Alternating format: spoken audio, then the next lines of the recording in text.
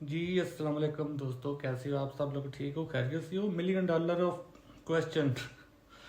Dollar में एक सवाल तो आपसे पूछता हूँ कि इंडिया के पास ऐसा कौन सा संजीवनी बूटी है, उसका रशिया से S-400 जब इंडिया में आता है तो वो इंडियन S-400 बन जाता है। रफेल तो है ही इंडिया का।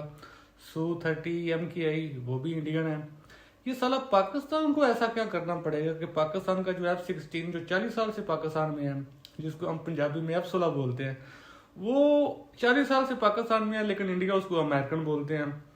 हमने J-10 सी 2-3 साल पहले खरीदा चाइना से। आज भी इंडिया उसको पाकिस्तानी J-10 से नहीं बोलता, चाइनीज J-10 से बोलता है। तो ऐसा भाई लोगों, मुझे आप हमें पाकिस्तानियों को भी कोई एडवाइस दो कि ऐसा हमें क्या करना पड़ेगा कि आप तो पूरी दुनिया से मांगा तांगा करके पूरी दुनिया से वेपन खरीदते हो, आप लेके आते हो अपनी कंट्री में। स्वीडन एक छोटा सा कंट्री है, इंडिया ने उसको भी नहीं बख्शा, उधर से भी तोपे लेता है। साउथ कोरिया इंडिया की एक प्रोविंस जितना होगा, एक सूबे जितना होगा, साउथ कोरिया से भी तोपे लेता है। इसराइल देखो यार, मैं कहता हूँ महाराष्ट्र का शहर जो पुणे है ना, उतना सारा इसराइल है, वहां से भी आप वेपन लेते हो। आपने किसी को भी नहीं छोड़ा, ना यूरोप में, ना अफ्रीका में, ना अमेरिका में, किसी से दुनिया के कोने कोने से आप असला खरीदते हो, लेके आते हो अपने इंडिया में। और जब वो इंडिया में आता है तो वो ऑटोमेटिकली इंडियन बन जाता है। ये फार्मूला हमें नहीं आ रहा, क्योंकि हमारे वेपन हम तो चाइना से लेते हैं ज़्यादा, बल्कि लेते हैं चाइना से, और किसी से नहीं लेते हैं। तुर्की से ड्रोन लेते हैं, वो ड्रोन भी साले हम पैसे दे के ले लिए हैं 2-3 साल पहले, वो अभी तक तुर्की के ड्रोन हैं, पाकिस्तानी ड्रोन नहीं बने। J-10 सी लिए हैं, या थंडर बनता पाकिस्तान में, आप उसको भी चाइना का कहते हो। तो यार ये तो ज्यादती है इंडियन भाई लोगों। हमें भी वो फार्मूला बताओगे जो आप पूरी दुनिया से वेपन लाते हो वो इंडियन बन जाते हैं, हमारे वेपन नहीं बनते पाकिस्तान। अच्छा ना, वो तो चलो फन में मजाक में बात होगी। मैंने आप लोगों को थोड़ी सी इन्फॉर्मेशन ये देनी थी। पाकिस्तान में पता क्या डिबेट चल रही है, मैं अपने इंडियन अंधभक्त भाइयों को बता रहा हूँ। यार अंधभक्त हैं, जैसे मोदी के दीवाने हैं, जैसे क्रेजी हैं, या अंधा विश्वास करते हैं मोदी पे, लेकिन है तो हमारे भाई ना, हमारे पड़ोसी हैं। हिंदू है या मुस्लिम है, सारे इंडियन पाकिस्तानी हम भाई भाई हैं। दुश्मनी रखो, दुश्मनी अपनी जगह भी होती है, लेकिन दुश्मनी भी थोड़ी सी ना इज्जत सलीके तहजीब तमीज से करनी चाहिए। कोई मार देंगे कच्चा खा जाएंगे ऐसी बातें दुश्मन भी नहीं करता। दुश्मन भी जो होता है ना, वो काम ज्यादा करता है, लंबी लंबी फेंकदा कम है, और फील्ड में काम ज्यादा करता है। एनीवेज छोड़े इन बातों को। मैं आपको ये बताने वाला था, क्योंकि पाकिस्तान को तो 5th जनरेशन का J-35 मिलने वाला है नेक्स्ट मंथ अगस्त में, हमारी डिलीवरी स्टार्ट हो जानी है। आप लोगों के पास तो कोई 5th जनरेशन नहीं है इंडिया के पास, आई मीन टू से। आपका जो एमका का प्रोग्राम चल रहा है वो तो 10-12 साल अभी भूल जाओ, वहां से कुछ निकलेगा, कख नहीं निकलना वहां से। तो आपके पास ऑप्शन F-35 या सुखोई का 57 रशिया का। अभी मैंने सुना है कि आप सुखोई को सिलेक्ट कर रहे हो, हालांकि पहले राफेल के मुकाबले में उसको रिजेक्ट किया हुआ है, और अभी आप उसको ले रहे हो। तो उसका मुकाबला, मतलब देखो, आप अगर आज ऑर्डर करते भी हो 100 के, 50 के, या 20-30 जितने भी आपको मिलेंगे 3-4 साल बाद। हमारे नेक्स्ट मंथ अगस्त में J-35 स्टार्ट हो जाने हैं। तो हमारे जो जर्नल है ना, पाकिस्तानी जर्नल अंकल, बल्कि ताऊ JD Bakshi, major general Bakshi जैसे, अभी वो प्लानिंगें दे रहे हैं पाकिस्तान एयरफोर्स को, आर्मी को, कि जैसे ही J-35 पाकिस्तान को मिलता जाए ना, आप श्रीनगर पे भारत का कब्जा छुड़वाओ, श्रीनगर को आज़ाद करवाओ। तो अभी हमारे फिर प्लान बन रहे हैं कश्मीर पे अटैक करने के। हालांकि अटैक करना नहीं चाहिए, लेकिन तो भाई लोगों, इंडियन भाई लोगों, तैयारी पकड़ो, नेक्स्ट मंथ हमें J-35 मिल जाना है। हमारे जर्नैल भी प्लानिंग कर रहे हैं, रिटायर्ड जर्नैल, वो प्लानिंग कर रहे हैं कि श्रीनगर पे और जम्मू में कैसे अटैक करना है, पुंछ पे, आपके पुलवामा शलवामा, जिन पे आप पहले इल्ज़ाम लगाते ना। अभी इधर मेरे ख्याल में जो मैं पाकिस्तान की टोन देख रहा हूँ, या जो चाइना का एम्बिशन है, चाइना तो आप लोगों से नहीं लड़ेगा, क्योंकि वो तो आपको अपने लेवल का समझते ही नहीं है। चाइना की एयरफोर्स में सबसे जो उनका सबसे लो दर्जे का वाहन आप बोलते हो फाइटर जेट है ना, वो J-10C है, सबसे छोटे लेवल का। बाकी सारे उसके ऊपर लेवल के हैं। J-16 है उनके पास, J-20 है, J-30 है, J-35 है। तो आप अंदाजा कर लो कि आपको हमारे J-10C से कितनी मार पड़ी है। ये चाइना का सबसे लो लेवल का एयरफोर्स में उनका जेट है।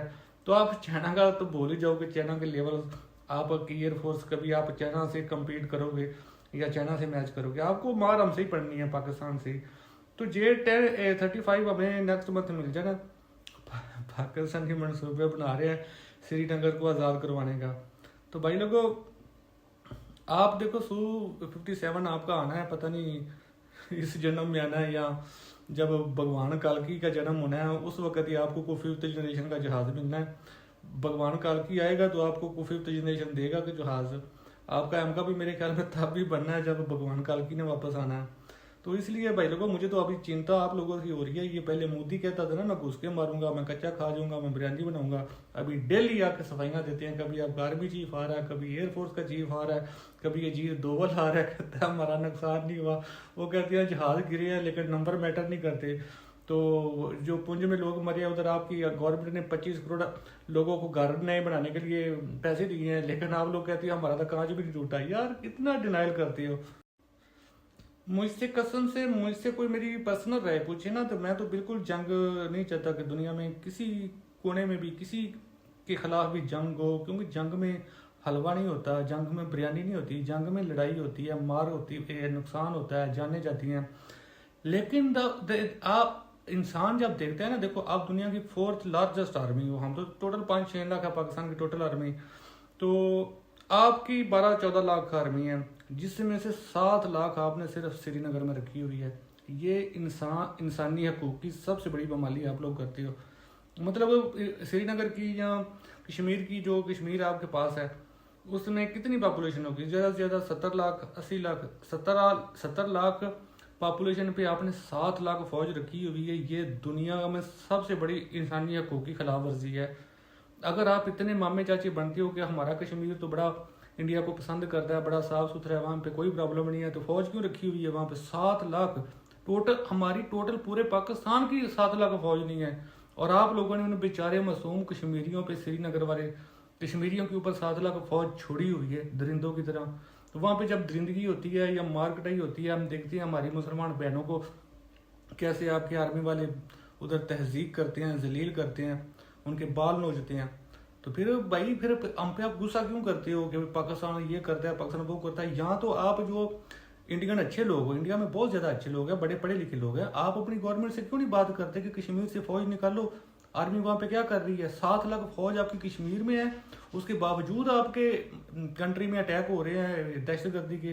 फौज फ्लैग आप खुद करते हो, डार पाकिस्तान पे देते हो। भाई अगर पाकिस्तान के अंदर से जाके कश्मीर की 7 लाख आपकी आर्मी को डॉज करके हमारे बंदे जाके वहाँ पे अगर टेररिस्ट अटैक कर रहे हैं, तो फिर फिटे मुँह आपकी 7 लाख फौज का।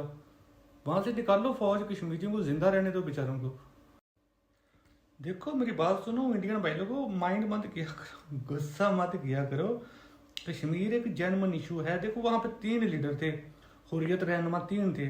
एक बुजुर्ग सियासतदान सैयद अली गिलानी, एक सैयद अली गिलानी था, एक यासीन मलिक था, और एक था मीरवाइज उमर फारूक। हाँ, 3 बंदों के 3 कश्मीरी रहनुमाओं की वजह से, 3 कश्मीरी रहनुमाओं, मुसलमान रहनुमाओं की वजह से आपने 7 लाख फौज उधर घुसेड़ी हुई है। एक बुजुर्ग को तो आपने कत्ल कर दिया ना, उसको तो मार डाला, सैयद अली गिलानी को, अल्लाह उनको जन्नत फरदौस में अल्लाह मकाम दे।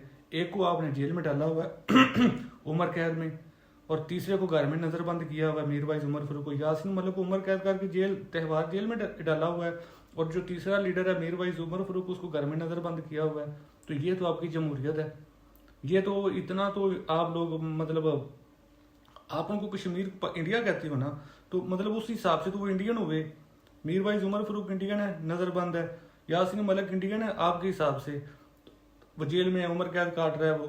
और एक बुजुर्ग सियासतदान, 80-85 साल बुजुर्ग सियासतदान, उसको अपने घर में बंद कर करके, वो बीमार था बेचारा, आपने उसको हॉस्पिटल नहीं जाने दिया, उसका ट्रीटमेंट करने नहीं दिया। मैं तो कत्ल कहता हूँ कि वो इंडियन मोदी गवर्नमेंट ने कत्ल किया सैयद अली गिलानी का, एक बुजुर्ग सियासतदान का। बातें आप बड़ी करती हो, हम डेमोक्रेसी हैं, हम दुनिया के सबसे महान हैं, दहशतगर्द पाकिस्तान है, पूरी दुनिया आपको फिटे मुँह कहती है, और हमें तो कोई दहशतगर्द नहीं तुम्हारे अलावा कहता। दहशतगर्दी तुम कश्मीर में करते हो, श्रीनगर में तुम करते हो, मुसलमानों का जीना हराम किया हुआ है। भाई इंडिया के जो मुसलमान हैं, जो तुम्हारे पास है, महाराष्ट्र वाले, यूपी वाले, उनके साथ जो मर्जी करो, हमने उन मुसलमानों का ठेका नहीं लिया। कश्मीर वाले मुसलमान हमारे भाई हैं, वो हमारे साथ रहना चाहते हैं, हम कश्मीर के लिए लड़ेंगे आपके साथ। जब तक आपका कार्की नहीं आता तब तक हमारी जंग जारी रहेगी।